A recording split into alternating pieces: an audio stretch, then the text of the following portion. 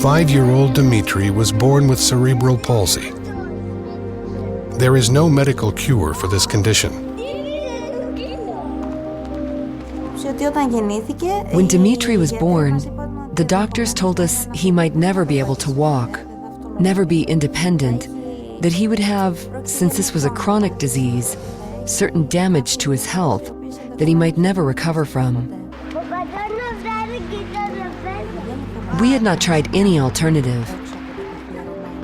Personally, I trusted nothing but the standard approaches. Until some people we trusted, because we knew them well, told us about Eric. We think of healing as getting up out of wheelchairs, vision returning, hearing returning, cancers disappearing, all sorts of things. And these things happen. They happen.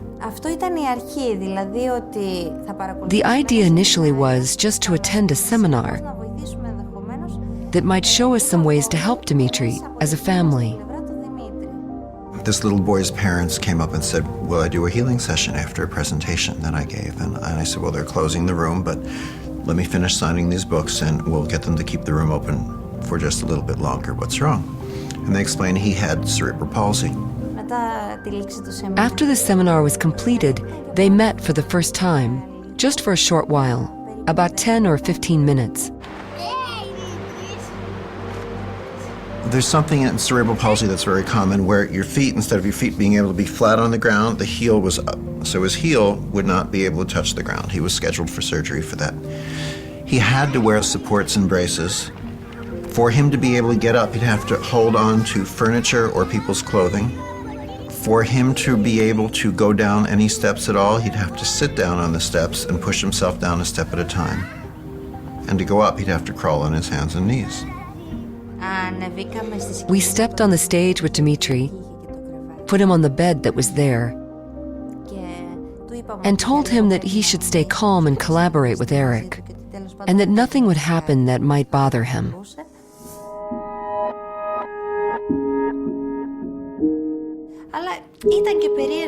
It was strange for us to think that this man was trying to heal him using his hands, and yet without actually touching him.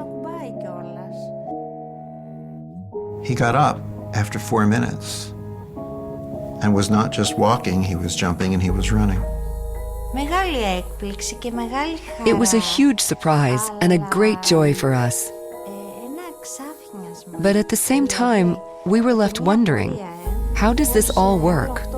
So fast, so directly, and so effectively. He was walking properly, not standing on his tiptoes. And there was no need for anyone to help him climb the stairs, which was what usually happened.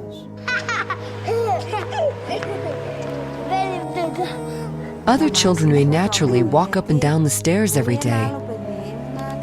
But Dimitri was unable to do this, so accomplishing such things is very important for him. They brought him back down for another session. He had one hand that was closed. I didn't know. He looked at me in Greek. He said, look, I can open my hand. He was just 5. He said, it doesn't hurt anymore. He said, look, I can hold a glass and drink by myself. Now his fist is open. It is relaxed and cooperates with the left hand much better, which is very helpful. It's not closed into a fist, which bothered him a lot. And when he wants to give us a hug, he used to do it with only one hand. Now he gives a full hug and says, "You see, I can do it. I'm a big boy now." Of course, his hand isn't fully functional yet, but together with the left hand, it works somehow, and he doesn't reject it. Perhaps the most fascinating aspect of reconnective healing is that it can be learned. Now, I didn't believe that this was something one can learn. I thought it was something only Eric was capable of doing. I didn't think I could acquire these skills too, and help you, my neighbor, my friend. But in the course of the program, right away we saw for ourselves that yes, you can indeed learn to help others. If you see the living example standing in front of your eyes, as we see our own child, then I think that yes, you believe it.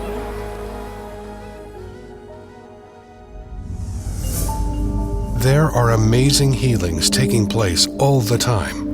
Yet, traditional allopathic medicine has no model or explanation for how these healings can occur.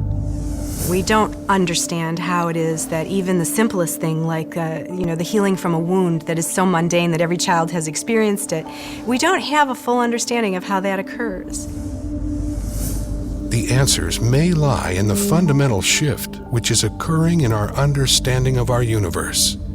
Virtually every ancient culture and every native culture has thought of the universe as a unity, as a circle, and man is being central to that. And it was only with the discoveries of Isaac Newton and René Descartes that ripped us out of the fabric of our universe and created this clockwork model where mind is separate from body and that we are separate from each other. And that idea of separation is the foundation of Western thinking. Now, Newton described a very well-behaved universe of separate things operating in space and time according to fixed laws. The idea of the body as machine. The body is this well-behaved machine with the two engines of the body being the brain and the heart, and the whole central orchestra being conducted by DNA. That's the model we have. And we think of various processes being localized in certain parts of the body. What's wrong with that is just about everything. Body is completely decentralized. There is no central brain, in a sense, and that the brain is closer to an antenna receiver. It's closer to a transducer of information, a receiver and a transmitter of information, but not the central repository of that information. In our conventional world of biochemistry and cellular biology, we focus on a Newtonian belief of a material world. Through the history of science, we focus on the mechanical reality and have let go of the concept of energy and fields as information in biology. That's the Newtonian perspective that says, focus on the matter, don't pay attention to the rest of the stuff. Except that we're now recognizing that the mind, which is an energetic field of thought, which you can read with EEG wires on your brain, or even more interesting is a new process called magnetoencephalograph called MEG. While electroencephalograph, you put wires on the skin and read brain activity, magnetoencephalograph is a probe outside of the head, and it reads the fields of neural activity without even touching the body. So it basically says that when you're processing with your brain, you're broadcasting fields. 1875 to 1920 was this enormous growth of biochemistry, and it was then thought that chemistry is possibly, we're a chemical machine. The answer is to put the right chemical in the body and you'll get better. To a point, that's correct, but it doesn't appear to be correct for chronic disease. It's correct in the short term. There was a major intellectual split going on at the time in physics, because the old Newtonian world, the clockwork universe, was going strong, And a few crackpots in Denmark, Germany, and to a lesser extent England, developed quantum physics and said that it doesn't work the way you said it works. It doesn't happen like that. And there were huge anomalies found in physics that could not be explained. And the upshot of this was that the old idea of a mechanical universe, where everything happens for a specific reason in its own way, had to be dropped. Quantum physics changed our perception of reality over 80 years ago. Surprisingly, this new viewpoint has yet to be incorporated into our current biology model. The main problem with the current biological model is that it's reductionist and mechanistic. That means, first, it tries to explain everything in terms of little bits, generally molecules, because they're the smallest things in organisms. And secondly, it tries to treat the organism as a machine that works simply in terms of physics and chemistry. Chemical reaction in the body is supposed to be central, and the main reason it occurs, according to current theory, is through molecular collision, so that one molecule collides into another, and that's how they have this information, and how we have a cascade of chemical processes. Now, if you think of the usual cell, a cell is like a swimming pool, and molecules are like a couple of tennis balls in that swimming pool. And according to this theory, one tennis ball is supposed to find another tennis ball in this vast body of water and do so instantaneously. And that is supposed to account for all the millions of instantaneous activities that occur in our body at every second. And that's ludicrous. The existing control system of modern medicine is enzymes, hormones. Not consciousness, not emotions, not body field. All that is there as your control system is enzymes and hormones. And we find this a bit inadequate to explain the whole majesty of human behavior and sickness and the whole darn thing. It's impossible. Today's medicine still works on the old paradigm of physics, which dates back to the time of Newton and the primacy of matter. Modern physics has long ago eliminated that paradigm and understands that it is not matter, but mind or spirit, which is primary. Though it isn't defined as spirit, but as energy fields, as intelligent energy fields. We look to science as some sort of absolute truth and a story that's already been written. But the reality is that science is a story told in installments, and every new chapter oftentimes refines or completely changes what has come before. This intellectual pendulum swing, and it's swinging towards the idea of holism and looking at how an entire system works together. Whereas, you see, the doctors began to look at how each individual cell works, and they got down to the cellular level. That's all been done for 100 years. Great, we understand it a lot. But we don't understand how the cells talk to each other and how they deal with information. When I was 15 years old, I had a very serious motorcycle accident. I was on a motorcycle I shouldn't have been on, and we were hit by a car that caused a very serious wound in my leg, ended up with 66 stitches.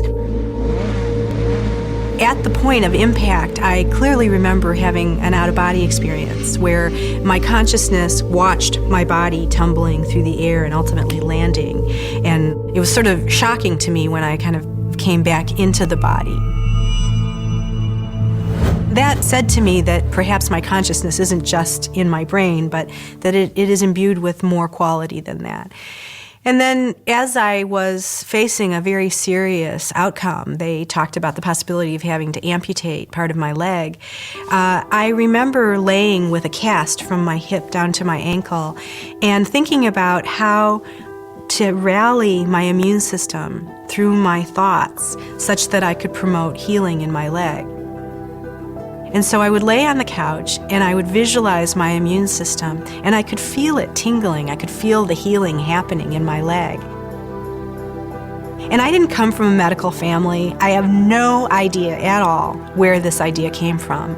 But somehow it was noetic. It came directly to me that that was what I needed to do. And ultimately, they took the cast off, and I'm a two-legged creature still, thank goodness. And so I think that there was something about, my own personal experience with that healing, that there was something about recognizing that my mind was important to my body, and my body was important to my mind, that I just knew intuitively. Mind, intention, belief. Can these factors influence healing? If you think you have an incurable disease, if you think it yourself, you are right. If you think your problem is curable, then you are also right. It all depends on your intention. When you think about intention, what is intention? And how does intention play a role in healing? Intention plays a role when you think about how our thoughts and our emotions and our cognitions influence our immune system and our endocrine system. And we know that this happens. We know that people who feel a tremendous amount of stress, for example, have a diminished capacity in terms of their immune system's functioning. It's been discovered in the laboratory over the last 15 or 20 years, for example, that intention does have physical effects. So, for example, we recently conducted a study where we recruited couples, one of whom had cancer. And we took the partner of the cancer patient and we trained them in what we called a compassionate intention program. And so they were invited in to participate in a training program. A lot of it had to do with meditation. It had to do with heart opening. It had to do with subtle energies. And we took them through this training program, and then we asked them to go home and continue to practice this intervention for 8 weeks. We brought them back and we put them in our laboratory, and we monitored the patient in one room. And we put them in a 2,000-pound electromagnetically shielded room so that there was no possibility of electromagnetic fields or the partner of the cancer patient talking to them on their radio, on their cell phone and saying, okay, breathe deeply now. We could rule out any of those kind of conventional explanations.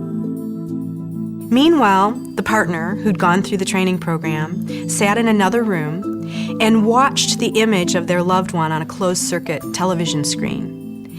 And then at random times throughout the session, they were asked to send loving, compassionate intention to the patient. The idea was to see if we could find correlations between the intention of the one person and the physiological activity of the other.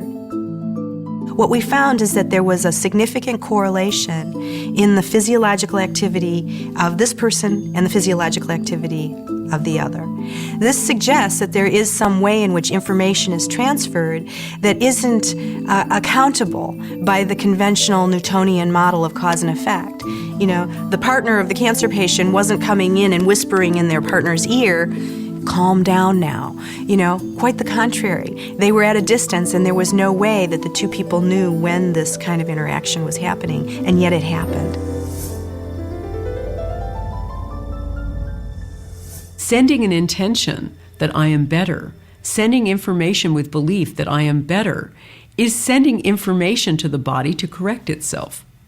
Because as we say, a thought is an actual physical energy too.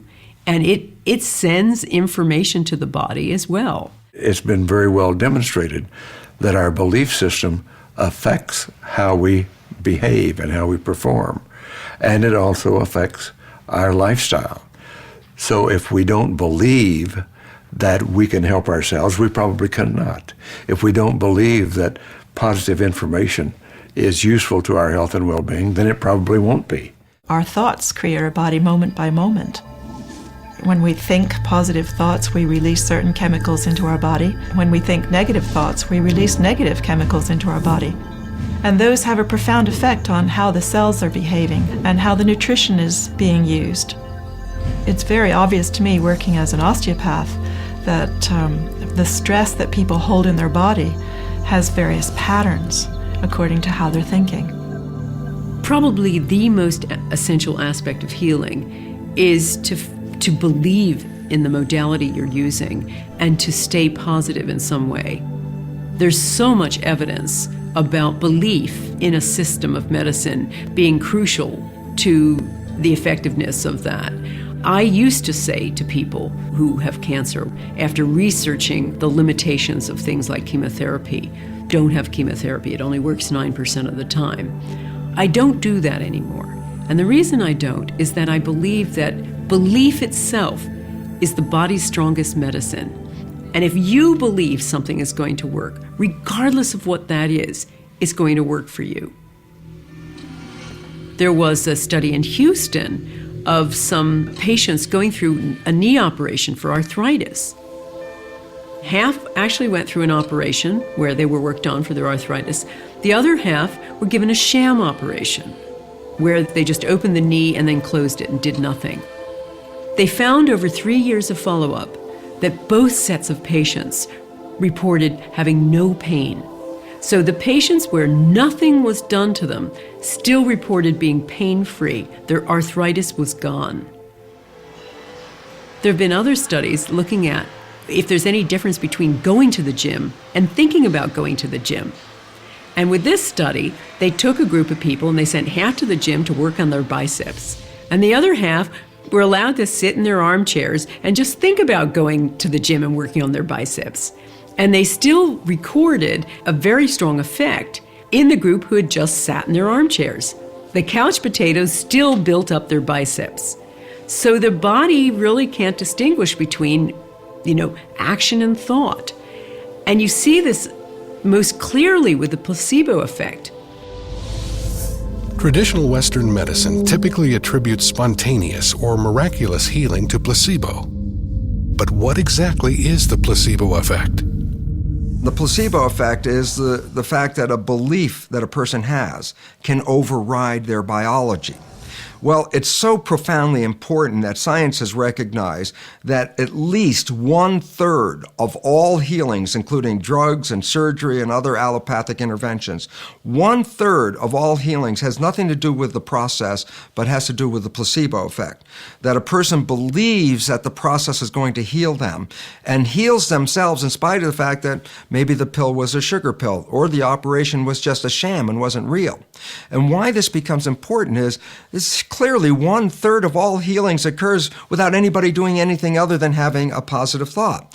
And what interests me as a biologist and former professor in a medical school is how we can talk about the placebo effect for about 15 minutes in a pharmacology course, and then totally ignore the relevance of thought and mental processes on biology for the rest of medical education, so that our doctors are not really using the placebo effect effectively, that we're not even studying the placebo effect. And right now we could cut the healthcare cost by exactly 1/3 by just using the placebo effect.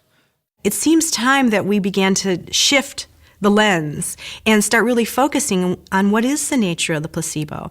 How is it that you can take an inert substance, something that has no known medicinal capacity, potential, and that inert substance not only can create physiological changes in the body, but actually somehow is able to manage a whole cascade of responses within a very complex system, such that it can target the liver or the kidney or the lungs. That is a great mystery, and we don't understand that, and much more needs to be done. I would say that what medicine calls the placebo effect is, by all means, an effect that is created through energy fields. As we often say, one has to believe in it, then it will work. That is correct, yet we don't think about how we actually do that every day.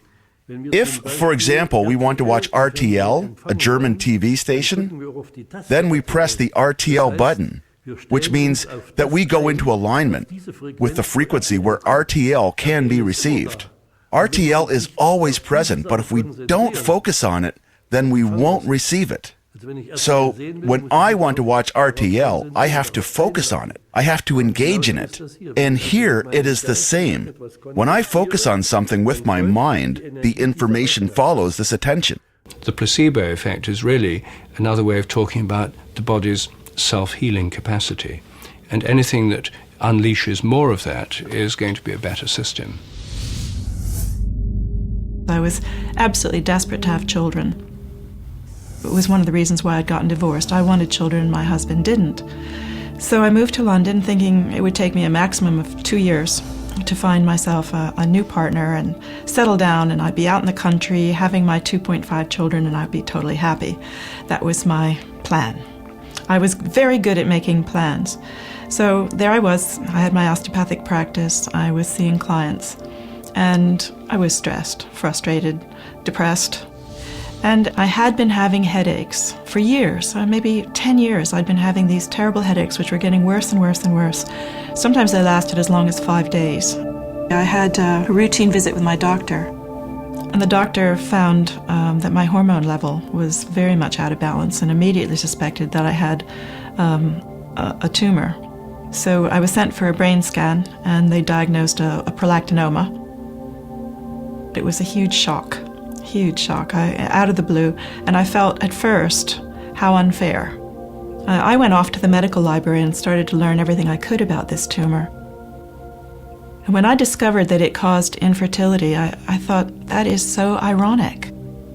Every cell in my body was saying, I want children, and I had somehow created a tumor that stopped me having children. There had to be some reason for this. There had to be, this was too much of a coincidence, I thought. And I got very curious. Because of my alternative medicine background, I decided to treat it alternatively, rather than go for the orthodox drugs or surgery. Ariel decided to utilize neuro-linguistic programming, or NLP, to approach her tumor. So then I got into doing NLP at a much deeper level. Got through the master practitioner level, came home, and was totally inspired as to what I could actually do. I started to really understand what NLP was all about. NLP is a practical form of psychology, which starts from where you are now and looks at where you want to be and uncovers what's in the way. If you have, like my 5-day headaches, and you'd like to be without a tumor in your end state, the journey to get from square one to the end square is, what we actually start exploring with NLP. Ariel made some very interesting discoveries as she began working with NLP. Now, remember, I was the person who thought every cell in her body wanted children. And what I discovered was that deep down, that going back to early childhood, I had such an abhorrence of what my family had been like, that the last thing in the world part of me wanted was to be a mother.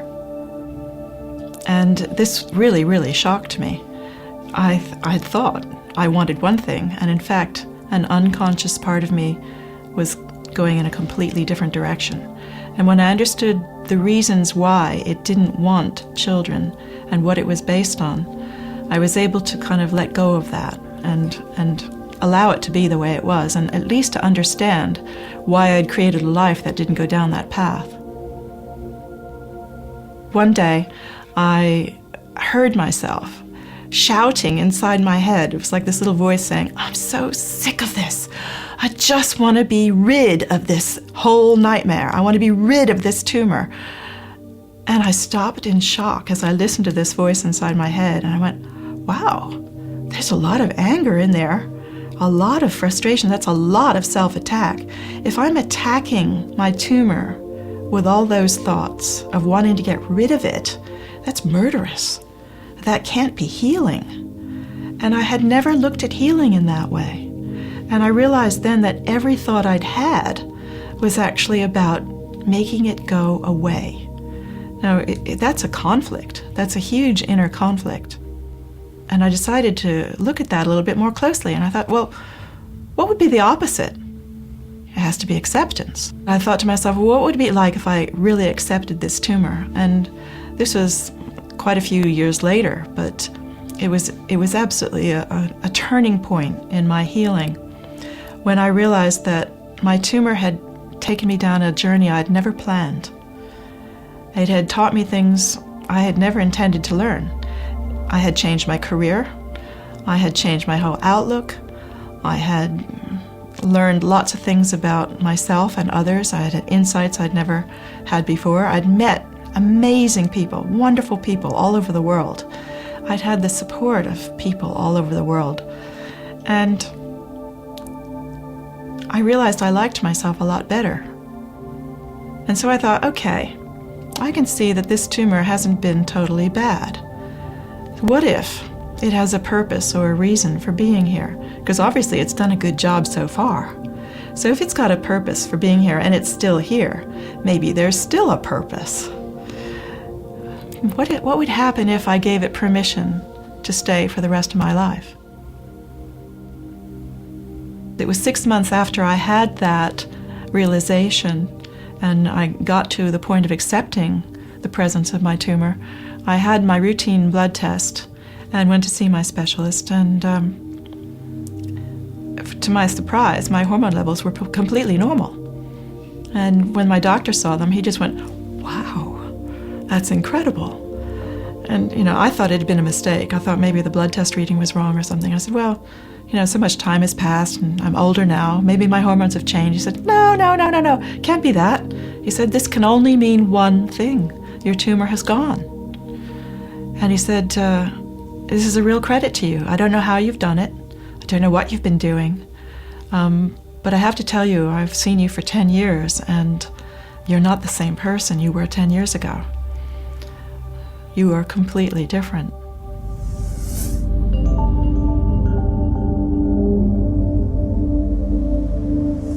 So when we make an emotional shift, let's say we go from frustration to joy, those kind of emotional shifts, about 1,400 biochemical changes instantly go off in the body.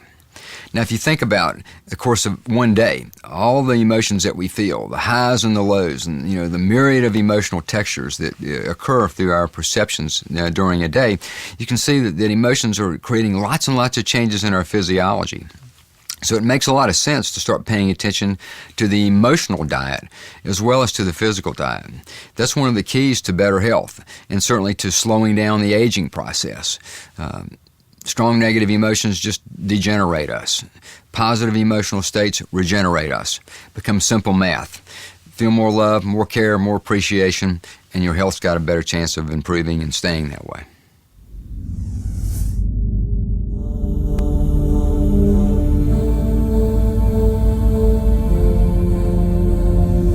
One of the most profound discoveries made really since the advent of quantum physics is a thing called the zero-point field. And what this is the energy exchange that goes on between subatomic particles.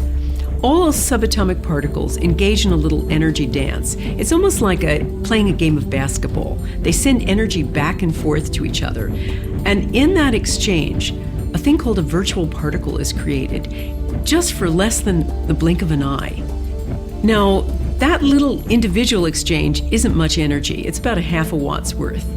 But when you multiply all of the subatomic particles doing this energy exchange across all things in all the universe, you come up with this unfathomable amount of energy, all happening out there in empty space, like some supercharged backdrop.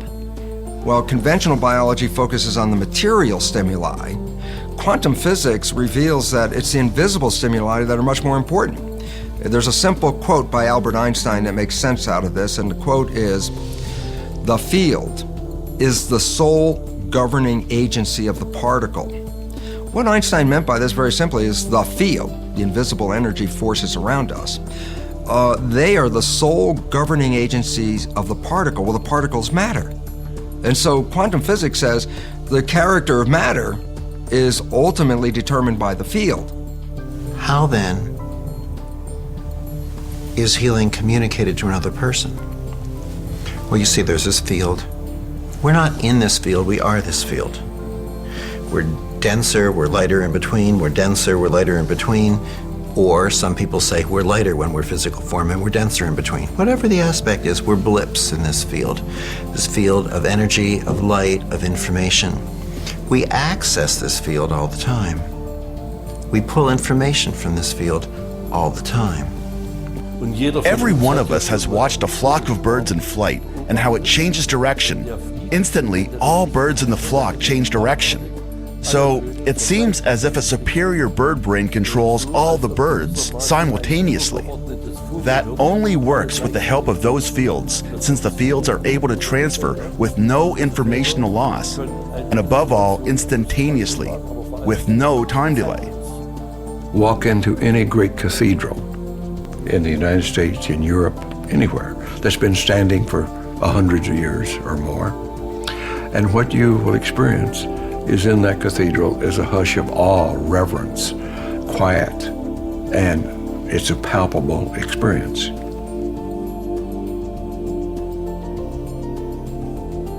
Why is that true? It is true because for hundreds of years, the people going into that cathedral have been on their best behavior.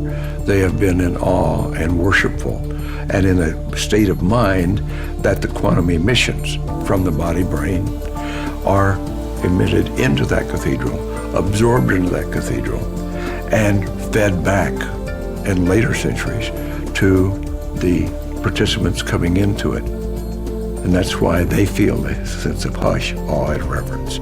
We're all part of this giant energy field, this zero-point field, that we're all connected, and that we're connected across the furthest reaches of the cosmos.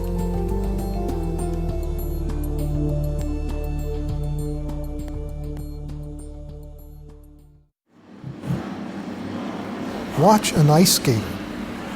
There are things that they can do that are not describable in terms of nerve impulses.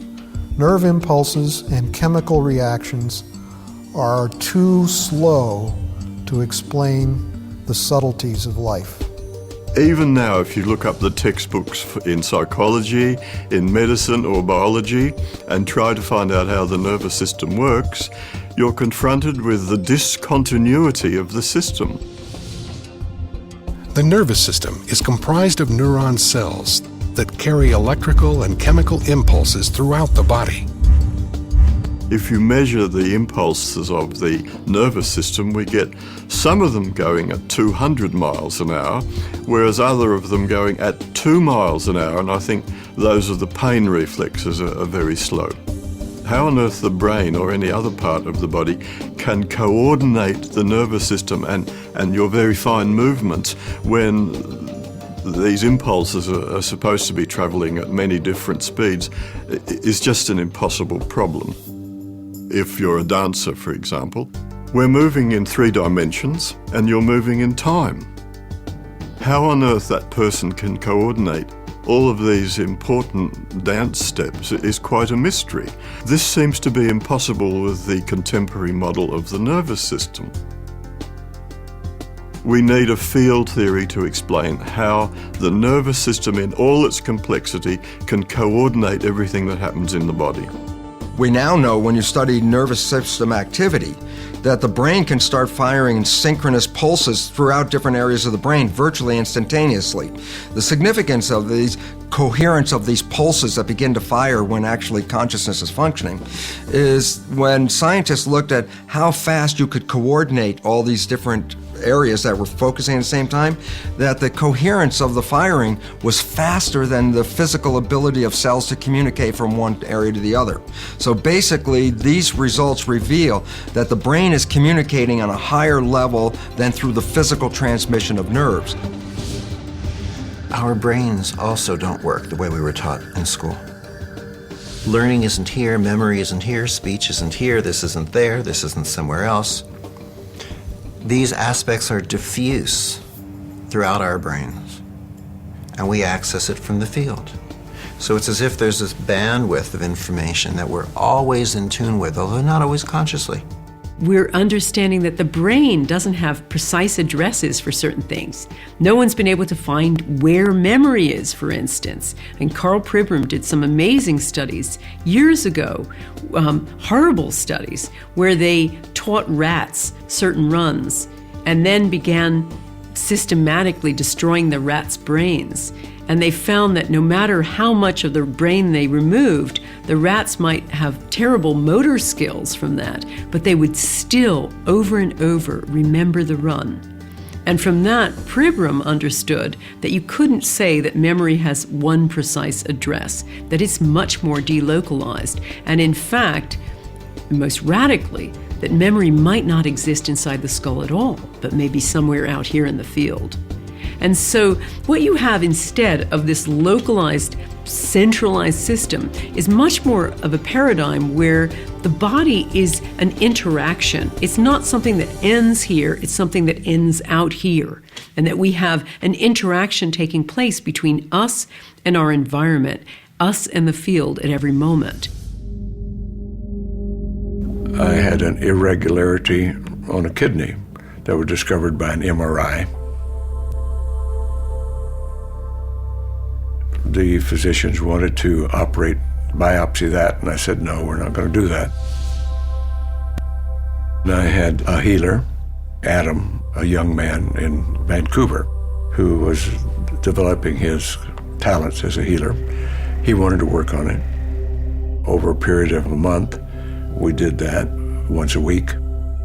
Using just a photograph, Adam can perceive a person's body field in the form of a holographic image.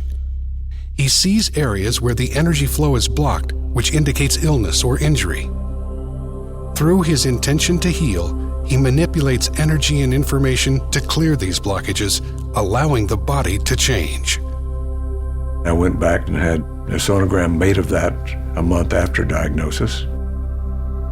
The radiologist examined the data and said, whatever you're doing, keep doing it, that the irregularity in the kidney is smaller and disappearing. Went back 3 months after that, and later in 2003, after that, where the total healing period had been less than 6 months, and again had sonogram, and it was totally gone. Everything was regular again. Nearly all of the healings that I have worked with have been remote or at a distance. And it doesn't seem to make, the distance seems to have no effect at all, which would again suggest we're dealing with a quantum phenomena. The healer was in Vancouver, British Columbia. I was in Florida, the longest distance across the United States. So I've continued then to experiment with different healing modes for different things with different people. But the mechanism is always the same. There's information being transferred, and there seems to be an energy transfer as well that's palpable. It now appears that our bodies are connected to the field, but what is the mechanism for this intercommunication? How can this connection take place? One possible solution: the biophoton. Biophotons are weak emissions of light emanating from the cells of all living things. We know we're sending out information with biophoton emissions because people like Fritz Popp have discovered that we are sending out tiny currents of light. We started to look for these photons. I knew from the beginning on that it must not be very high intensity, but it was clear that one should have these photons at all in a cell.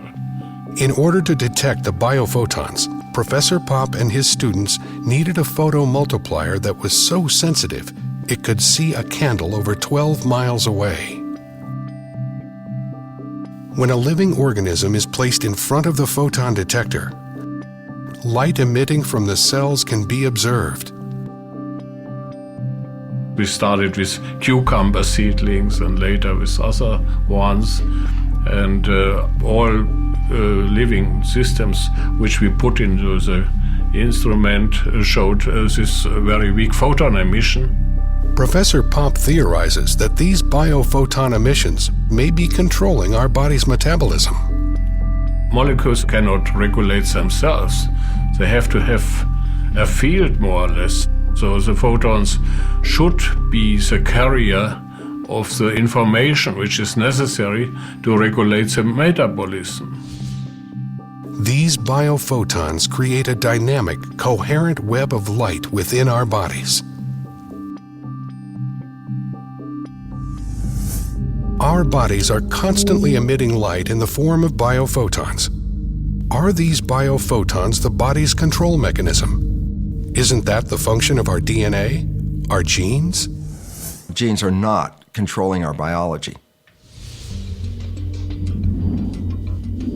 When we get issues running in families, for example, cancer, we immediately look at a genealogy chart and mark all the recipients of this cancer running through the family, and then turn around and say, look, genetics, this is running in the family, so there must be cancer genes.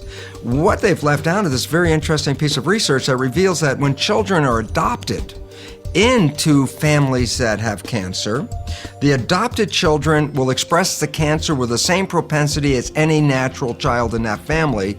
But the interesting fact is the child comes from totally different genetics that doesn't even have that cancer. So it says being introduced into the family dynamics, which is where you learn perceptions and beliefs and attitudes, is what shapes the cancer, not the genetics that somebody came in with.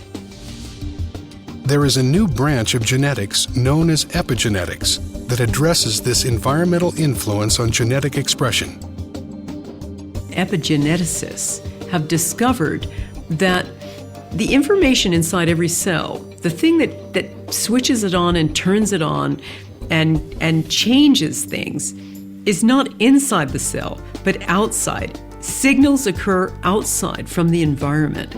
A gene is a blueprint, that's basically what it is, to make a protein molecule. And the proteins, there are over 100,000 of them, are the building blocks that give us our biology, our structure, our behavior. Okay? So the issue is, we talk about gene blueprints, and up until the last 10 years, a blueprint was a hardwired piece of information to make a particular protein.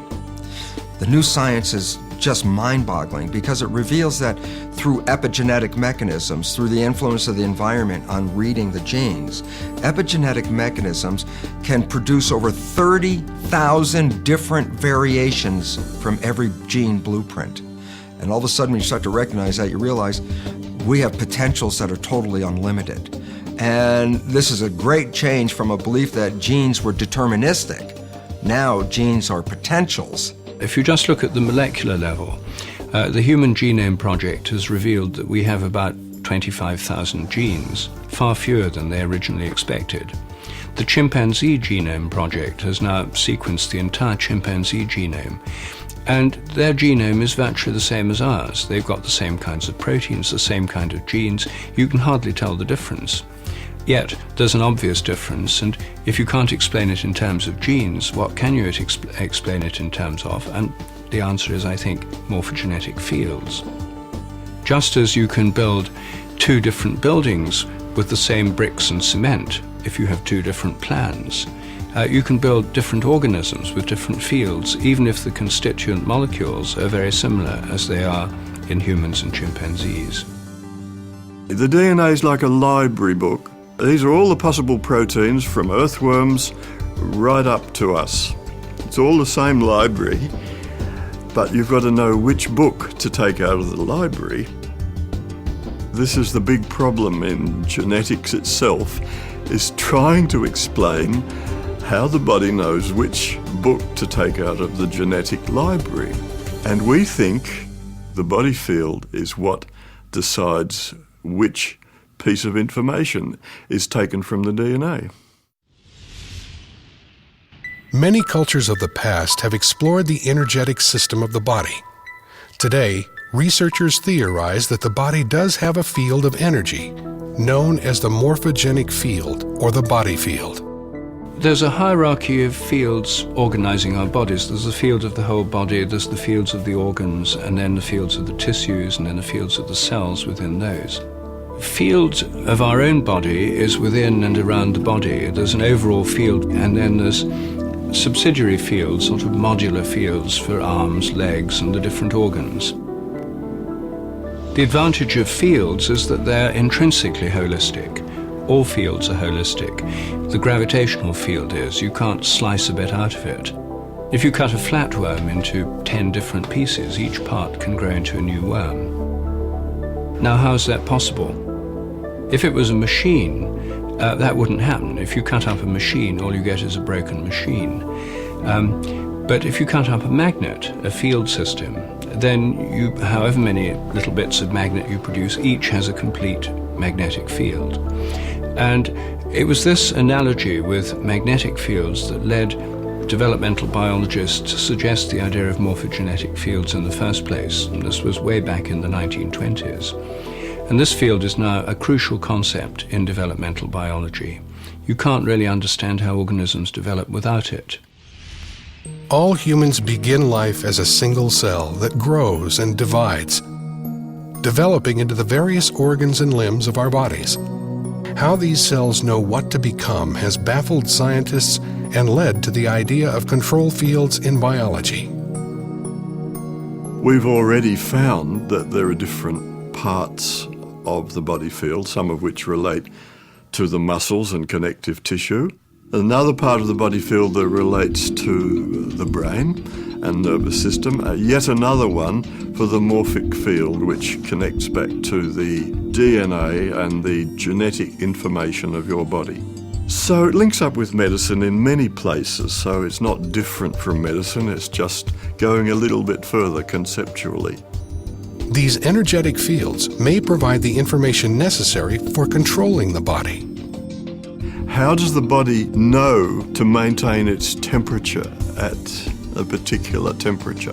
What decides, or who decides, what is going to be the correct blood pressure for that person? Nobody knows, and we're saying, as a holistic idea, the body field decides to turn all the knobs. Morphogenetic fields, or more generally fields of information, yes, are control systems over and above the molecular level or the biochemical level. They're systems that organize the body, they organize the developing organism. Plants have them too, all animals have them. They maintain the form of the body, they help bodies to recover from disease or damage, they underlie regeneration, for example. We can go even further and could say that the human body actually is structured information. Or in other words, that the human body is an energy field. An energy field of standing, stationary scalar waves that are correspondingly organized, structured, and contain a great deal of information. And I think that we really need a field-based model of the body if we're ever going to be able to integrate different forms of healing or medicine into a coherent understanding. The body field is an energetic field filled with patterns of information. All of the organs in our bodies generate their own specific fields. One organ in particular seems to generate significant fields which affect the entire body. The heart is the emperor in the system, the liver, and all the organs have other tasks, but the heart is overruling all. There's a concept in energy medicine called energy cardiology that says that the signals produced by the heart are all of regulatory importance. The heart is constantly emitting sound, pressure waves, heat, light, electrical, magnetic, and electromagnetic signals. All of the cells in the body are receiving these different kinds of signals at different times because they travel at different velocities through the circulatory system. The heart generates by far the largest rhythmic electromagnetic signal in the body. If you look at this magnetic field as a carrier wave, it's being modulated with information. So it's the carrier wave for information. And the work in our lab has shown quite clearly that it's modulated with emotional patterns. In other words, if we're feeling angry or frustrated, irritated, the information that's being imprinted on that magnetic field is very different than if we're feeling care or love or compassion towards that person. The heart has been found to have rhythmic beating patterns that can be incoherent or coherent. These patterns are closely linked to our emotions and how we feel. When the heart's rhythmic beating pattern is smooth and ordered, it's called a coherent rhythm. And that coherent rhythm entrains or synchronizes the brain rhythm, the nervous system, the bodily organs and glands all dance in harmony to that heart coherent rhythm. Positive emotions, what we tend to call positive, things like love, appreciation, care, forgiveness, gratitude, all lead to a very different kind of heart pattern than negative things. Like if we're feeling anger or irritation, anxiety, those create what are called incoherent rhythms or disordered patterns. On the other hand, we have the positive feelings when we're just appreciating the sunset and how beautiful it is. Our heart's beating out this what we call coherent rhythm. It's a sine wave-like pattern that the heart is sending to the brain. And we call it heart coherence because in research we find that the heart has to get into this synchronized, coherent, rhythmic pattern of heart rate in order for the rest of the brain and the nervous system and body to entrain and synchronize to that powerful rhythm. So it starts with the heart. When we feel the pulse, what we're feeling is the pressure wave created by the beating heart. It's not actually the flow of blood, it's the pressure wave. So every time the heart beats, that pressure wave goes to the brain and throughout the body. And if we look at the brain level, that pressure wave synchronizes all the neurons. In fact, the brain would be in trouble if it didn't have that synchronizing signal to kind of give us a global synchronizing effect. When someone is in coherence, you can often feel their love or their compassion or their gratitude radiating. Coherence is the optimal physiological state that underlies learning and performance and facilitating the body's natural regenerative processes. The heart has its own intrinsic nervous system, which can sense, feel, remember, and process information that's independent from the brain. We always think of the information input system as being entirely in the brain. But we're now discovering information that the heart receives information first and then relays it to the brain. Studies have shown that the heart responds faster than the brain to outside stimulation. One of the more recent studies we did in our labs was looking at what we ended up titling the electrophysiology of intuition. And there was some previous research that had been done showing that the body would respond in a way that would predict a future event if the future event was emotionally significant and relevant to the person. Participants were attached to sensors to record their brainwave activity, heart activity, and heart-brain interactions. A person would be sitting in a computer, push a button, and then we're recording physiological data, and 6-8 seconds later, you would be shown a photograph. Okay, and then the photograph would be from two opposite ends of the spectrum of emotional arousal. Participants were shown pictures of car accident victims, snakes attacking, and other disturbing images. On the other end of the spectrum, the pictures included flowers or sunsets. The photographs were randomly assigned for display to the participants. What's key here is the computer assigned not only which photograph, but which type of photograph after the data was already recorded. So it was absolutely impossible for the research subject, the experimenter, to have any kind of foreknowledge of what photograph it might be. The computer itself didn't even know. The results were surprising. The body responded even before the picture was displayed. What we found was that not only did the body indeed respond prior to the event, the seeing the picture, in a way that would predict it, but it was the heart that responded first. The heart's response was not only faster, but the signal it sent to the brain varied depending on the emotional content of the picture. Looking at the signals that the heart was sending to the brain, that the heart literally sent a different message to the brain, depending on what the future picture was going to be. Then you saw a brain response. Then you saw the body response, which is where it then became conscious. So the flow of this intuitive information is heart, brain, body, and then you have to have the body response for it to become consciously aware of it. What these experiments reveal is changing our basic understanding of how the human body functions. It appears as though the heart and brain, later, have access to a field of information not bound by time and space. So if we're talking kind of quantum holographics or quantum physics, that's old news. We're really starting to have ways now of showing that we really do have an energetic or an electronic system.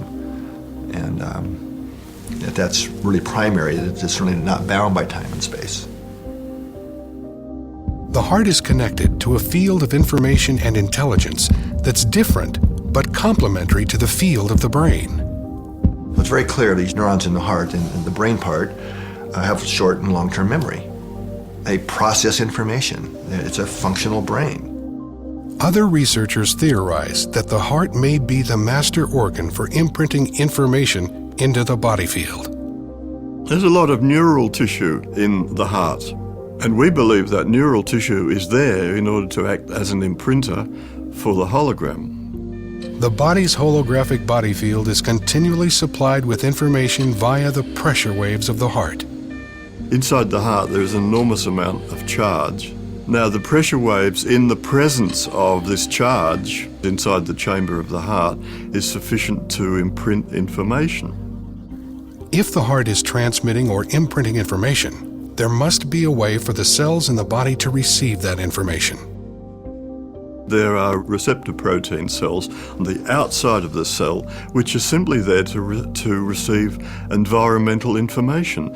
How is my day today? What is going on out there? What does the body want this little cell to do today? You see what I mean?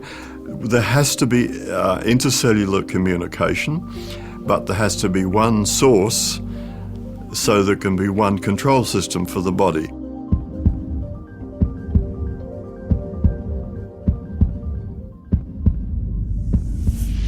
This control system is sending out information to the body via the body field. But what exactly is information? If we think of the body as both a material and an energetic, dynamically exchanging open system, which it is, we need to eat like a ton of food a year and most of it is passed out. So all of that food is somehow turned into the body, which remains extremely stable for long periods of time. Somebody basically doesn't change much for maybe 40 years as an adult.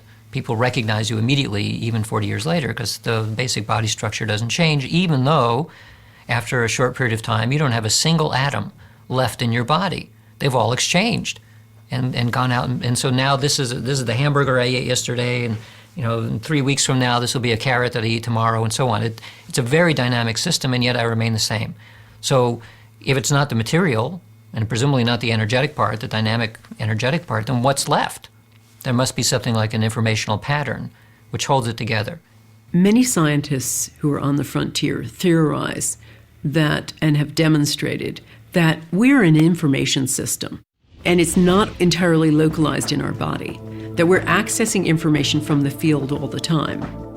The body appears to be constantly connecting with information within itself and with information in the field.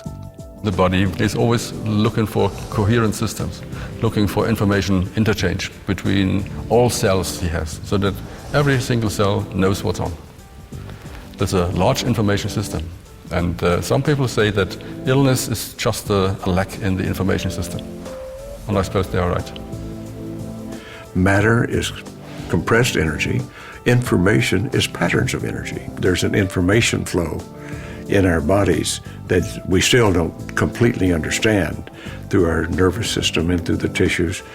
And even the ancients, some of the ancients and the Chinese call it the acupuncture system, which is a system of information flow in the body itself. We get a system when we get structure. There's information everywhere, isn't there? But you only get an information system when it's ordered. And the great thing that was discovered in the 1980s was that the acupuncture system appears to be an organized system. It's not just a random group of acupuncture meridians. It looked, upon doing experiments, that they wanted to arrange themselves in a certain order and that they wanted to communicate with each other in a certain direction. So we're saying that information has order, and that's what makes the body feel, is the order itself. The actual regulation of the whole organism and of all cells, the coordination of all cells, is accomplished with the help of these information fields, these scalar wave fields. They guarantee that each cell knows what every other cell is doing at any given time, and we have over 70 trillion cells. This is a lot of information, and it can only be processed with the help of these structured fields. Ultimately, according to Einstein and other people more recently, have said that energy and information must be interchangeable. All right? So information becomes a type of energy because it's an orderliness in space. All right? So they are interchangeable, but on the other hand, in practice, what happens is you get a wave of energy, and then upon that wave, you can get imprinted information. And the amount of information you can imprint appears to be limitless. Informational medicine, medicine that takes information and changes disturbed information, is going to be the future of medicine. Apparently, the control system of the body is not genes or chemistry, but information, which seems to be available in the body field. Is it possible to put new information into the body to affect wellness? That is exactly what a number of researchers are doing. We've learned how to stop the distortion of information that occurs as a result of various disease processes. Once you stop the distortion, surprisingly enough, the physiology begins to work, the chemistry comes right. There are really wonderful healing stories to be told here. And it's simply because we've learned how to correct the distortion of information in your body field. Disease is, in a sense, scrambled information. And so if we can access the appropriate information, we correct the scrambling. And that's what a number of these new energy modalities are doing. They're basically correcting that information scrambling. That's what we've done too. I was diagnosed with thyroid cancer when I was 20, which resulted in having to have surgery, and they removed all but a fourth of my thyroid gland. I've had to take a synthetic hormone to give me the thyroid hormone that I needed ever since. I was diagnosed with chronic fatigue syndrome some years later, and fibromyalgia some years later, which, I just continued to get sicker and sicker. My husband had to pick me up out of the bed if I had to get up. He had to feed me, set me up in the bed and feed me. It got really bad to the point is where pretty much so bathed her and carried her from the bed to the bathroom and things of this nature just to for her to survive on a daily basis. They really didn't know what to do for that type of illness. I was pretty much told that you just kind of had to live with it. I couldn't help her, and no matter what she told me, what hurt or what felt bad or what was happening, I couldn't help her, and neither could anybody else, we didn't think. My doctor finally said, Vanessa, I really don't know what to do for you at this point. All I can do is try to give you medicines to make you more comfortable. But I would suggest that you go see this nutritionist, and maybe she could help you figure out what you can eat, or at least, you can start to get some nutrients from something. Vanessa actually was referred to me by her endocrinologist. When she first came to me, she was literally not able to spend a day at all out of the bed. She had lost a tremendous amount of weight. She was allergic to almost everything. I was having a lot of trouble finding any foods that I could eat at all, which really resulted in me being so weak. The inside of her mouth had a lot of sores inside of it. The lips had multiple sores on them, like a cold sore type thing, and her hair was like straw and coming out. The first thing I did was the Nest testing. The system is designed to determine areas of distortion in the body field. New information is made available to the body by ingesting drops that have been imprinted with an information pattern. I started her out at the dosing that we would have addressed a child because her energy fields were that weak.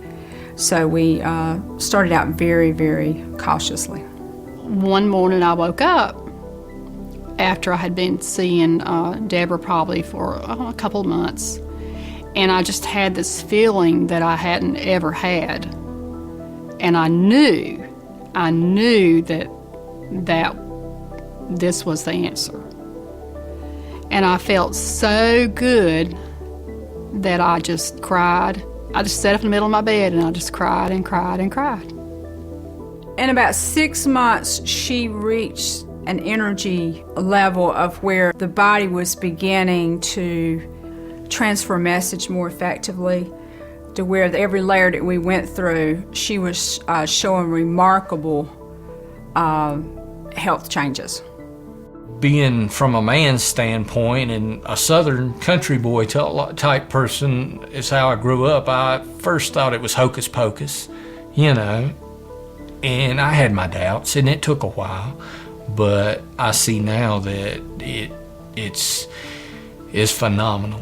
It truly is. I've become healthy enough to what I think is living a normal life again, because now I can clean my own house. I can cook my meals. I can even work in the yard. I can even wash my car. I can do things that I never thought I would ever be able to do again. It's 180 degrees from where it was. It's just a total turnaround. It really is. I really don't know how to explain the difference in the way I feel. It's like I died and I come back to life. And I never thought that I would ever feel this way again. I got my life back. I got my life back, and it's wonderful.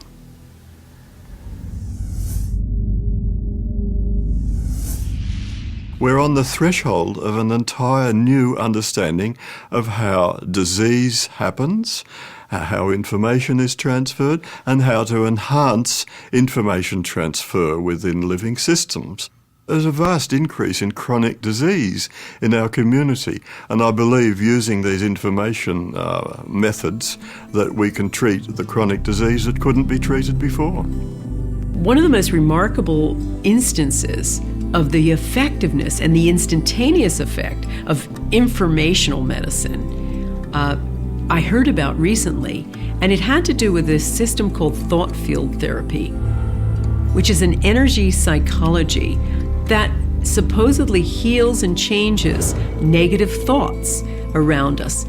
And the theory is that negative thoughts hang around us almost like a net, and they affect bodily systems. They use this system in Kosovo with survivors of the war in former Yugoslavia. These were families who'd been severely traumatized because the policies of ethnic cleansing were to kill half of a family just so the survivors would be demoralized. So they took a group of people who had severe post-traumatic stress syndrome, who would have required years and years and years of talking cures and medicine and all that sort of conventional thinking. And they gave them thought-field therapy. And to a person, this is 100% of the people in this study were made virtually instantly better, to the point where they were laughing, joking. They were healed completely from this trauma. Even the practitioners of energy psychology were blown away by the power of this modality. But this just gives us one small example of the power of using information as medicine.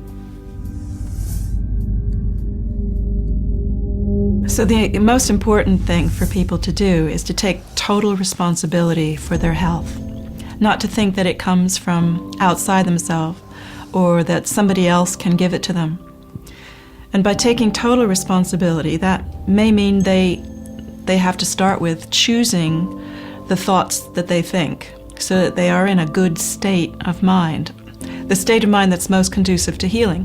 One of the fundamental things that has to change in the future of medicine is this focus on the gene as being the solution to every illness.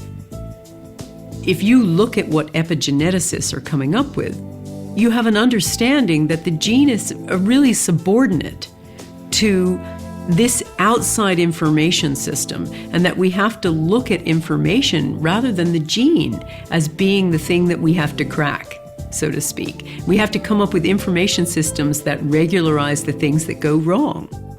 I think there is absolutely no question that healthcare today at a global level is in crisis. And it's a crisis of meaning, it's a crisis of economics, it's a crisis of leadership, and it's a crisis of our models and our understanding of what promotes or facilitates healing. We do things like we have a war on cancer. We try to destroy invading organisms. It's a warfare model of health and disease and how to treat disease. And the body really doesn't go for that. We have to learn from other cultures, from other traditions, from the observations of all the different kinds of healers that are working in our own cultures at the moment. We have to take the best of modern science and use it to integrate what's going on. What we need to do is foster a revolution that shifts our model from a disease-centered orientation to a healing-centered orientation. And once you begin to make that move, you are, responsive to a variety of different factors that can facilitate or enhance our natural healing capacities. I think we can rightly say the revolution has begun. Not just in my case, there are research workers all around the world who are thinking much the same and who have research data that we can incorporate into these new ideas of the body field. But a viable scientific theory for how the body stores and accesses information. So we do have a medical revolution on our hands.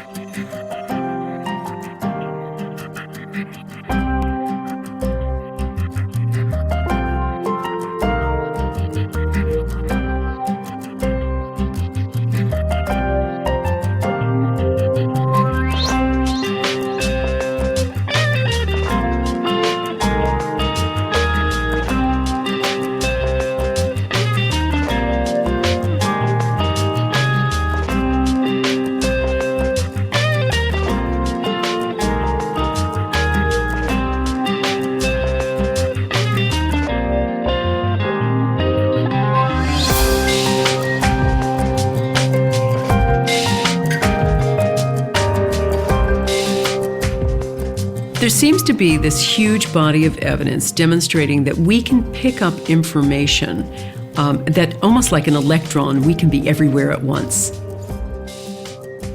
So I would say what healing is learning to correct the human body field so that it works according to the original blueprint.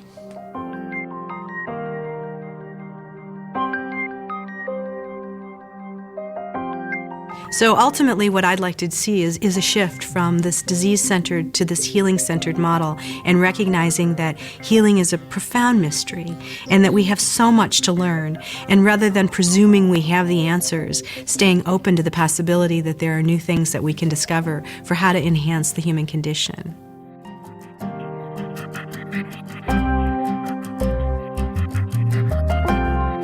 The mind is the functioning of the brain that interprets the environment and adjusts the biology. So rather than being controlled by our genes, our biology is controlled by our mind. And when you understand this, then you realize the power of being able to change your mind, because when you do that, you change your biology and your genetics. If someone's sick, they don't want to know whether pill X works better than a placebo in a double-blind trial. What they want to know is, what's the best kind of treatment?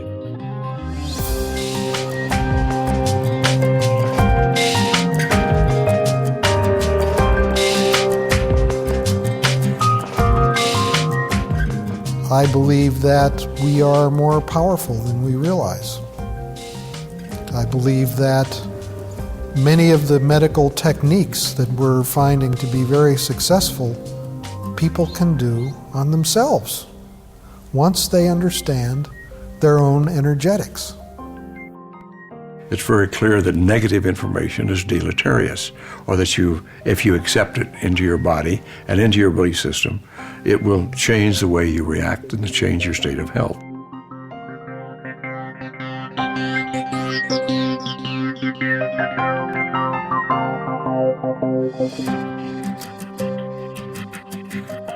We know that from work by William Tiller and others, we found that when you begin to work with reconnective healing, there's an amount of, I believe he calls it, excess free thermodynamic energy that is released.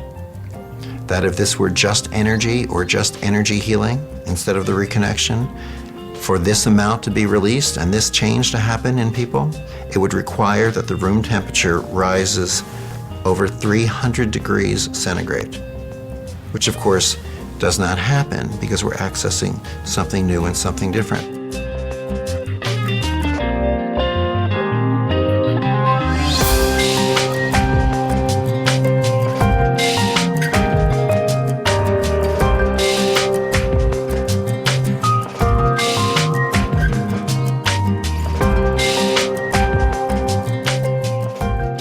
Coherence is the natural resonant state of the human body.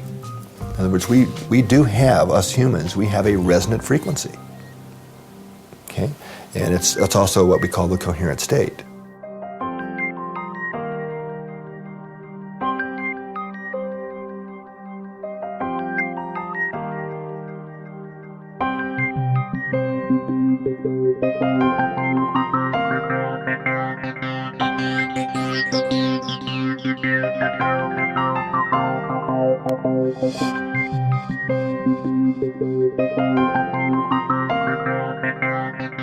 So a miracle starts with a change of thinking.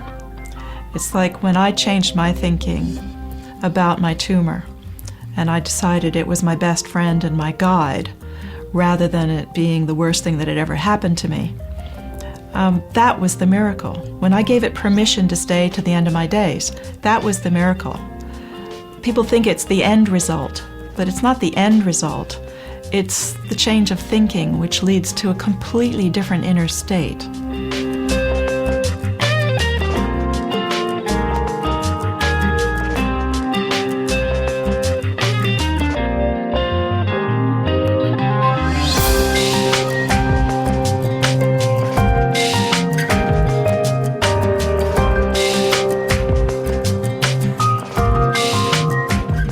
You need both. You need the will to be healed and the good information from a therapist, from infoceuticals, whatever. Yes, of course. This has to come together, this has to match.